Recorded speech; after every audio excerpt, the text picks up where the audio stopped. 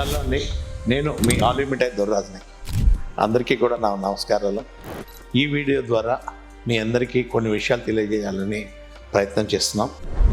దాదాపు 2 దశాబ్దాలుగా మీ నోటిని తీపి చేసే భాగ్యం ఆలిమిఠాయికి కలిగినందుకు చాలా సంతోషంగా ఉంది. మమ్మల్ని ఎంతగానో ఆదరిస్తున్నటువంటి మా ఖాతాదారులకు, మా శ్రేయోభిలాషులకి మా హృదయపూర్వక నమస్సుమాంజలి. త్వరలో దీపావళి రాబోతుంది. దీపావళి అంటేనే కులాలకి, మతాలకి, ప్రాంతాలకి అతీతంగా జరుపుకునే ఒక భారతదేశపు పండుగ. ఈ పండుగ మీ జీవితాల్లో మరింత వెలుగులు నింపాలని, మరింత తీయటిదనాన్ని చేకూర్చాలని కోరుకుంటున్నాం. దీపావళి అనగానే గుర్తుకొచ్చేది మొట్టమొదట మిఠాయిలు.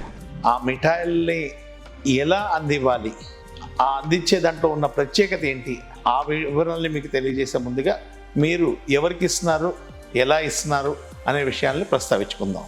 ఈ దీపావళికి మీరు గిఫ్ట్గా ఇచ్చే మిఠాయిలు ఎలా ఉండాలి, ఏమైతే బాగుంటాయి అనే దాని గురించి మనం చర్చించుకుందాం.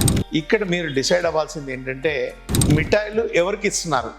మొదటగా మీ బంధుమిత్రులకి ఇస్తున్నారా, మీ ఫ్రెండ్స్కి ఇస్తున్నారా, లేకపోతే మీ ఎంప్లాయీస్కి ఇస్తున్నారా, లేకపోతే మీ క్లయింట్స్కి ఇస్తున్నారా, లేకపోతే ఎవరైనా బ్యూరోక్రాట్స్కి ఇస్తున్నారా, లేదంటే ఎవరైనా పెద్ద బిజినెస్ పీపుల్కి ఇస్తున్నారా.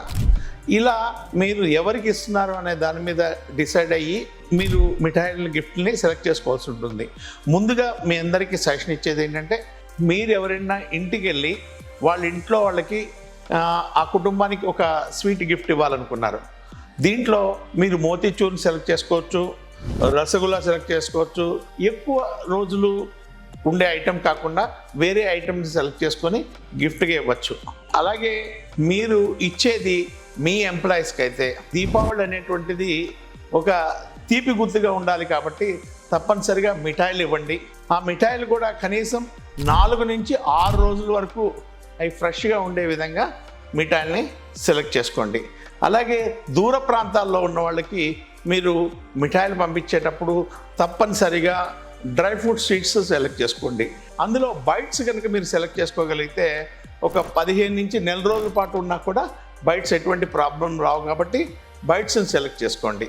ఎవరన్నా ఒక బ్యూరోక్రాట్ దగ్గరికి వెళ్తున్నారు, లేదంటే ఒక పెద్ద బిజినెస్ మ్యాన్ దగ్గరికి వెళ్తున్నారు, ఆయనకి గిఫ్టింగ్ ఇవ్వాలనుకుంటే తప్పనిసరిగా dry fruit gift bag select చేసుకోండి. మీరు ఈరోజు అతనికి ఇచ్చినా కూడా ఇంకొక నెల రోజుల పాటు వాళ్ళ ఇంట్లో ఉన్న ఎటువంటి ప్రాబ్లం ఉండదు.